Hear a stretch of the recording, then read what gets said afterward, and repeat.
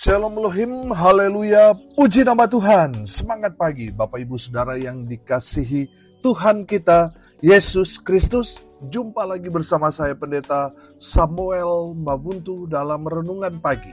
Ke-2408 hari, Renungan Pagi ini mengudara.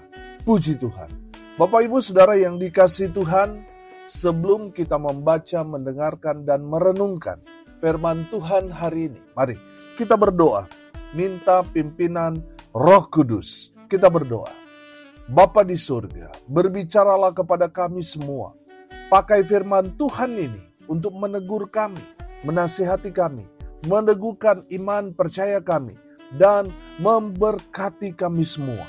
Di dalam nama Tuhan Yesus yang adalah firman Allah yang hidup, kami berdoa. Amin. Haleluya. Bapak Ibu Saudara yang dikasihi Tuhan, bersama dengan saya kita akan belajar Alkitab dari kitab Kejadian sampai kitab Wahyu. Mari buka Alkitab kita. Injil Lukas pasal 6 ayat 43 sampai ayat 45.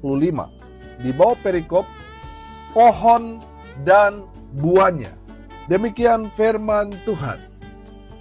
Karena tidak ada pohon yang baik yang menghasilkan buah yang tidak baik. Dan juga tidak ada pohon yang tidak baik yang menghasilkan buah yang baik. Sebab setiap pohon dikenal pada buahnya. Karena dari semak duri orang tidak memetik buah ara. Dan dari duri-duri tidak memetik buah anggur. Orang yang baik mengeluarkan barang yang baik dari perbendaharaan hatinya yang baik. Dan orang yang jahat mengeluarkan barang yang jahat dari perbendaharaannya yang jahat. Karena yang diucapkan mulutnya meluap dari hatinya. Amin, firman Tuhan. Haleluya. Bapak Ibu Saudara yang dikasihi Tuhan, kalau kita mau melihat dalam konteks yang sama, di dalam Injil Sinoptik Matius 7 ayat 15 sampai ayat 21, mari kita lihat. Matius pasal 7 ayat 15 sampai ayat 21. Di bawah perikop hal pengajaran yang sesat. Waspadalah terhadap nabi-nabi palsu yang datang kepadamu dengan menyamar seperti domba. Tetapi sesungguhnya mereka adalah serigala yang buas. Dari buahnya lah kamu akan mengenal mereka. Dapatkah orang memetik buah anggur dari semak duri atau buah ara dari rumput duri? Demikianlah setiap pohon yang baik menghasilkan buah yang baik, sedang pohon yang tidak baik menghasilkan buah yang tidak baik. Tidak mungkin pohon yang baik itu menghasilkan buah yang tidak baik, ataupun pohon yang tidak baik itu menghasilkan buah yang baik. Dan setiap pohon yang tidak menghasilkan buah yang baik pasti ditebang dan dibuang ke dalam api. Jadi dari buahnya lah kamu akan mengenal mereka. Bukan setiap orang yang berseru kepadaku Tuhan, Tuhan akan masuk ke dalam kerajaan surga, melainkan dia yang melakukan kehendak Bapa-Ku yang di surga. Haleluya. Bapak Ibu Saudara yang dikasihi Tuhan, konteks firman Tuhan ini bicara tentang pengajaran sesat yang diajarkan oleh nabi-nabi palsu. Nabi-nabi palsu kalau kita lihat dalam konteks sekarang ini, mereka ini menjadi pendeta, mereka ini menjadi pengajar, aktivis gereja, tapi ajarannya tidak sesuai dengan kehendak Tuhan. Makanya mereka disebut apa? Nabi-nabi palsu. Saudara yang dikasihi Tuhan, saya mau mengajak saudara melihat sekali lagi Matius pasal 7 ayat 15. Saya akan bacakan buat kita sekalian. Waspadalah terhadap nabi-nabi palsu yang datang kepadamu dengan menyamar seperti domba, tetapi sesungguhnya mereka adalah serigala yang buas. Saudara, kata pertama di situ dikatakan apa? Waspadalah. Kita agak sulit mengenali nabi-nabi palsu karena apa? Mereka menyamar seperti domba. sama seperti kita. Kulitnya sama, tapi dalamnya serigala. Saudara yang dikasihi Tuhan, waspadalah nabi-nabi palsu itu, karena mereka kelihatannya lemah lembut, kelihatannya baik, tapi sebenarnya mereka adalah binatang yang buas. Saudara yang dikasihi Tuhan, kenapa serigala disebut binatang yang buas? Karena serigala itu kalau dia memakan mangsanya beda dengan singa. Singa walaupun dia kejam, dia bukan binatang buas. Saudara yang dikasihi Tuhan, bedanya serigala, dia memakan mangsanya hidup-hidup. Kalau singa, dia bunuh dulu, sudah mati baru dia makan. Serigala, dia memakan mangsanya hidup-hidup. Makanya serigala disebut binatang buas. Jadi hati-hati saudara. Saudara bisa dimakan hidup-hidup oleh serigala, oleh nabi-nabi palsu itu saudara. Makanya kita harus selalu waspada. Dari firman Tuhan ini, Tuhan Yesus mau kita belajar mengenali nabi-nabi palsu itu yang menyambar seperti domba. Yang pertama kita belajar ayat 43. Karena tidak ada pohon yang baik yang menghasilkan buah yang tidak baik, dan juga tidak ada pohon yang tidak baik yang menghasilkan buah yang baik. Saudara, yang pertama, kita harus kenali pribadi hamba Tuhan yang saudara ikuti, baik itu di media sosial saudara, yang saudara ikuti mereka di medsos itu, atau gembala saudara sendiri. Saudara harus mengenali pribadinya, baik itu asal usulnya dari mana, awal pertobatannya seperti apa. Karena apa saudara? Karena banyak orang yang dalam tanda kutip, yang sudah melayani tapi belum bertobat. Ini menjadi masalah. Mereka kelihatannya baik tapi mereka masih kompromi dengan dosa. Mereka masih hidup dalam kejahatan. Saudara, banyak orang Kristen kan seperti itu. Kalau di luar sana, waduh, jahatnya luar biasa. Tapi kalau sudah di gereja, waduh, seperti anak manis. Saudara yang dikasihi Tuhan, kita harus mengenali awal pertobatan hamba Tuhan yang mengembalakan saudara. Karena apa saudara? Karena ini sangat penting. Saya percaya seorang yang berjumpa dengan Yesus, hidupnya pasti akan berubah. Hidupnya akan berdampak. Hidupnya akan jadi berkat bagi banyak orang. Sehingga orang-orang yang dia layani, hidup mereka betul-betul mengalami Tuhan dan mereka diberkati. Makanya saudara harus tahu betul apakah pendeta atau gembala saudara sudah bertobat atau belum. Karena ini dampaknya ini luar biasa saudara. Amin. Kalau dia sudah bertobat, wow, itu akan memberkati banyak orang. Tapi kalau dia masih belum bertobat, tetapi dia mengenakan baju sebagai seorang hamba Tuhan, nah ini akan menyesatkan banyak orang. Bapak Ibu Saudara yang dikasihi Tuhan, saudara sebagai jemaat, saudara harus mengenali pribadi hamba Tuhan saudara. Apakah dia sudah berjumpa dengan Yesus atau belum? Apakah dia sudah bertobat atau belum? Yang berikut saudara, kenali pribadi hamba Tuhan saudara. Latar belakang pendidikannya. Saudara harus tahu latar belakang pendidikannya. Baik itu dia sekolah Alkitab atau dia sekolah tinggi teologia. Saudara harus tahu alur teologianya itu seperti apa. Saudara harus tahu, jangan-jangan dia dari ajaran sesat, terus dia menyamar, terus akhirnya dia menyesatkan di gereja saudara. Jadi saudara harus tahu betul latar belakang pendidikannya. Kalau istilah anak-anak sekarang, saudara harus kepo dengan gembala saudara. Supaya apa saudara? Supaya saudara tahu betul, paham teologianya seperti apa. Supaya jemaat tidak disesatkan. Bapak Ibu Saudara yang dikasihi Tuhan, kenali pribadi hamba Tuhan saudara. Kenali juga keluarganya, istri, anaknya. Jangan sampai saudara hanya kenal pendetanya, istrinya, anaknya saudara nggak kenal saudara.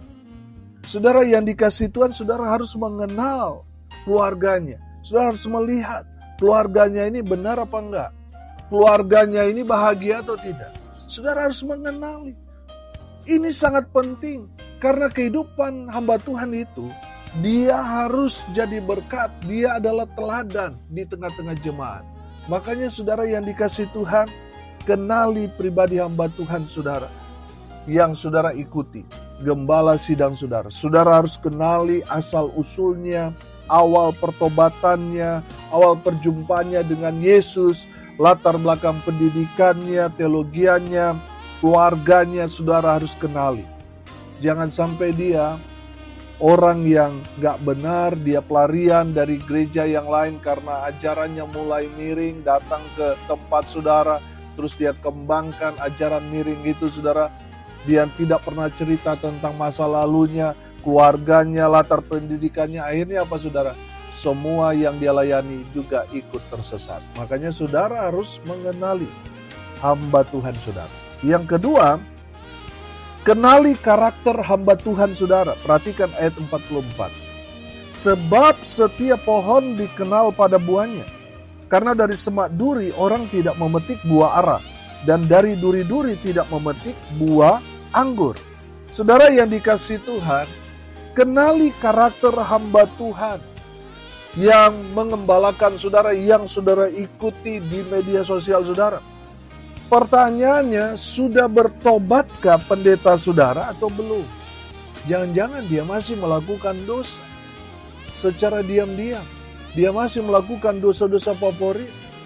Saudara yang dikasihi Tuhan, saudara harus mengenali pendeta saudara sudah bertobat atau belum. Jangan-jangan dia masih merokok, masih minum, masih main perempuan, masih melakukan dosa, tipu sana, tipu sini. Saudara harus mengenali.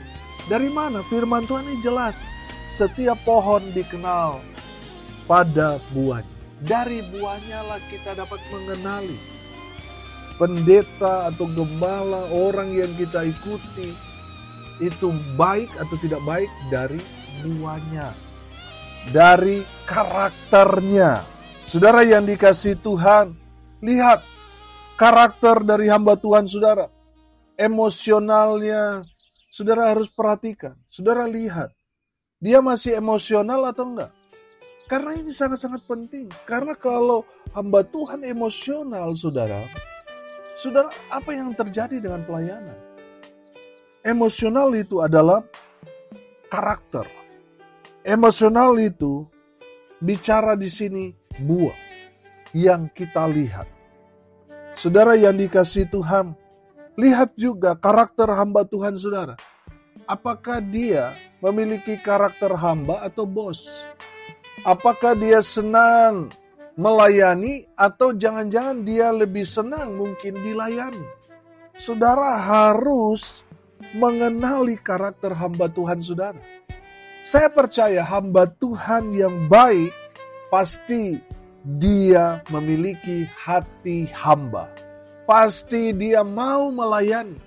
Dia tidak mau dilayani tetapi dia yang melayani umat. Amin.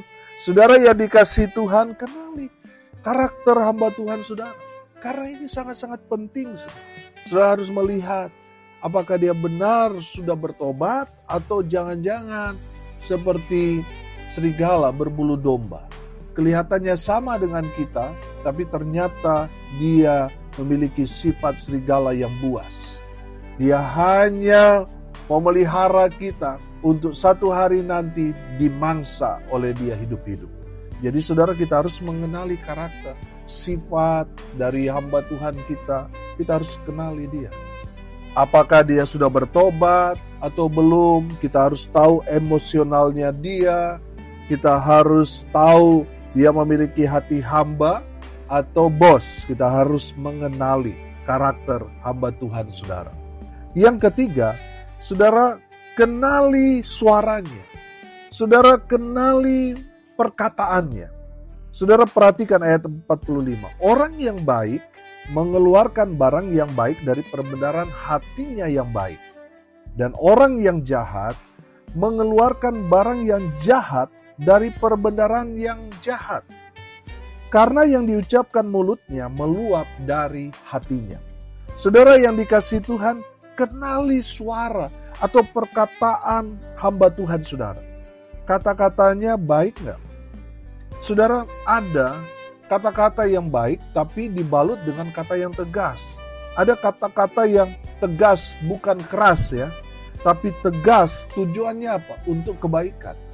Jadi di saat kita buat salah, hamba Tuhan itu menegur kita dengan keras, tujuannya supaya kita sadar bertobat. Amin. Tapi kalau dia datang kepada kita, oh nggak apa-apa kamu buat dosa seperti itu, Tuhan Yesus mengampuni. Saudara, hati-hati. Jangan sampai kita terjebak dan menyalahgunakan kasih karunia yang Tuhan berikan kepada kita dengan bebas berbuat dosa. Yang penting Tuhan Yesus ampuni. Saudara, ini menyesatkan. Saudara yang dikasihi Tuhan, nabi-nabi palsu itu akan datang kepada kita ketika kita buat salah yang besar, tapi dia bilang, oh nggak apa-apa, Tuhan ampuni kami. Saudara, hamba Tuhan yang baik, dia akan menegur dengan tegas, bukan keras, tegas. Supaya apa? Jemaat bertobat dari dosa-dosanya. Jadi tujuannya dari teguran yang tegas itu, supaya umat Tuhan, jemaat Tuhan bertobat. Saudara, perhatikan juga kata-katanya dari pendeta ini, membangun iman atau tidak. Jangan-jangan ini hanya memotivasi kita, tetapi tidak membangun iman. Memotivasi itu ya sekarang kita semangat, tapi sebentar kita biasa-biasa saja. Tapi kalau kita bicara membangun iman, ini akan bersifat selamanya. Kita akan semakin kuat ketika kita diberikan satu penguatan iman, walaupun kita terpuruk. Firman Tuhan yang kita dengar dari gembala saudara, gembala kita, pendeta kita itu akan terus terngiang di dalam pikiran kita, hati kita, sehingga itu membangun iman supaya kita terus bangkit dari keterpurukan kita. Amin. Saudara, kata-kata hamba Tuhan saudara itu membangun iman atau tidak? Saudara harus mengenali. Saudara harus mengenali kata-kata yang disampaikan hamba Tuhan saudara, apakah itu firman Tuhan atau hanya hikmat manusia? Dengar baik, hamba Tuhan biasanya kalau mereka sudah besar, jemaatnya besar, gelar akademiknya sudah tinggi, saudara, kalau mereka tidak hidup dipimpin firman Tuhan, mereka akan buat aneh-aneh. Mereka akan membuat statement yang agak nyeleneh, saudara. Coba sudah perhatikan, pendeta-pendeta kalau sudah punya masa banyak, jemaat banyak, kalau mereka tidak menjaga hidup mereka sesuai dengan kebenaran firman, mereka akan buat yang aneh-aneh, saudara.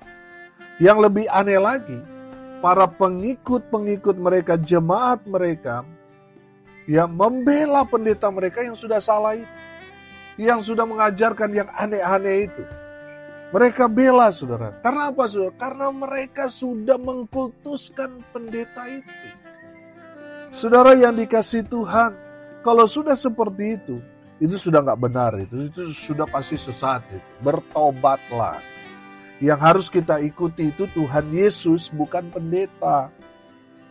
Jangan pendeta udah salah, saudara bela. Saudara harus ikut Tuhan Yesus. Amin. Saudara harus ikut Tuhan Yesus. Hati-hati, saudara. Banyak penyesat. Kalau Tuhan Yesus juga datang sekarang, saudara, orang-orang yang mengkultuskan pendeta, mereka, saudara, pasti mereka akan bilang Tuhan Yesus sesat juga itu. Ya kan? Ini yang terjadi, saudara. Jadi saudara yang dikasihi Tuhan, yang harus kita ikuti Tuhan Yesusnya, bukan pendetanya. Tuhan Yesus sudah pasti benar. Ajarannya sudah pasti benar. Pendeta saudara bisa saja benar, bisa saja ada yang nggak benarnya. Jadi saudara yang harus kenali. Dan saudara yang memutuskan, saudara mau ikut yang mana? Ikut Yesus atau ikut pendeta? Hati-hati saudara, sekarang banyak penyesat. Di Korea Selatan ada gereja yang sangat besar, Sicheonji. Ya, jemaat sangat banyak. Baru-baru ini mereka mewisuda, saudara, mewisuda sekolah teologi mereka 1 juta orang.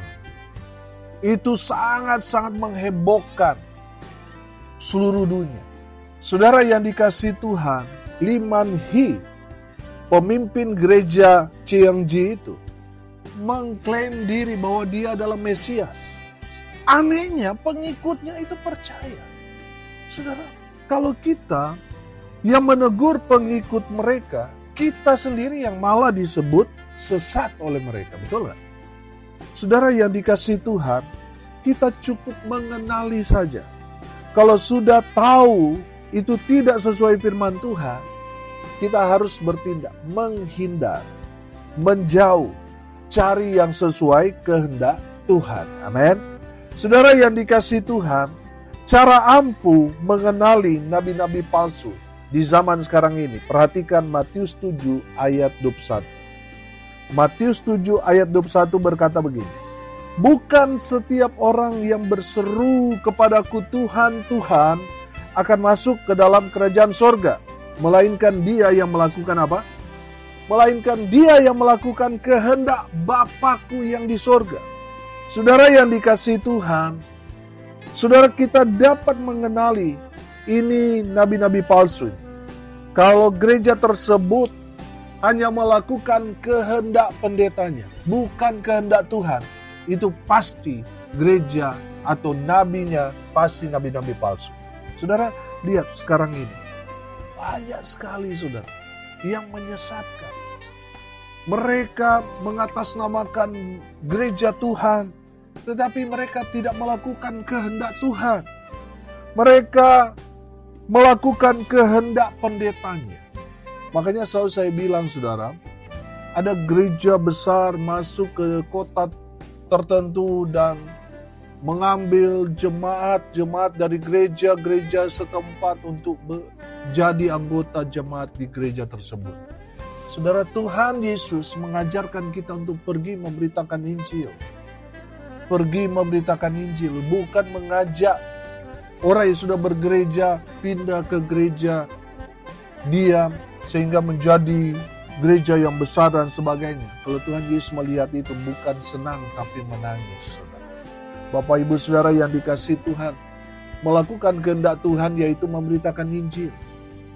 Kalau saudara mengajak jemaat orang untuk bergereja di gereja saudara, itu sudah pasti itu kehendak pendeta, bukan kehendak Tuhan. Saudara yang dikasihi Tuhan, saudara dapat melihat nabi-nabi palsu. Mereka mengajarkan yang bukan firman Tuhan. Saudara, hati-hati. Ada banyak orang kelihatannya, wah ini sangat rohani. Tetapi yang mereka ajarkan bukan firman Tuhan, tapi hikmat manusia. Hati-hati saudara. Dan saudara dapat mengenali kehidupan nabi-nabi palsu. Dari mana? Dari gaya hidupnya. Saudara sendiri yang menilainya. Saudara yang dikasihi Tuhan, hari ini kita belajar. Saudara harus waspada. Ajaran-ajaran sesat di akhir zaman ini begitu berkembang dengan luar biasa. Hati-hati dengan serigala-serigala yang menyamar seperti domba-domba. Hati-hati saudara. Makanya kita belajar hari ini, kita harus mengenali pribadi hamba Tuhan yang kita ikuti, yang menjadi pendeta kita. Kita harus kenali pribadinya.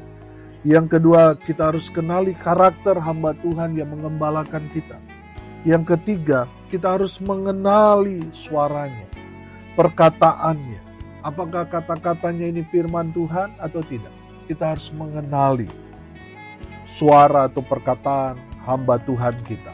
Karena domba mengenali suara gembalanya. Amin. Mari kita berdoa. Bapa di surga, kami bersyukur kami boleh diberkati oleh kebenaran firman Tuhan pagi hari. Berkati semua pendengar dimanapun mereka berada. Tuhan memberkati hidup mereka. Rumah tangga mereka diberkati. Usaha pekerjaan pelayanan mereka diberkati Tuhan. Dibuat beruntung berhasil dalam segala hal.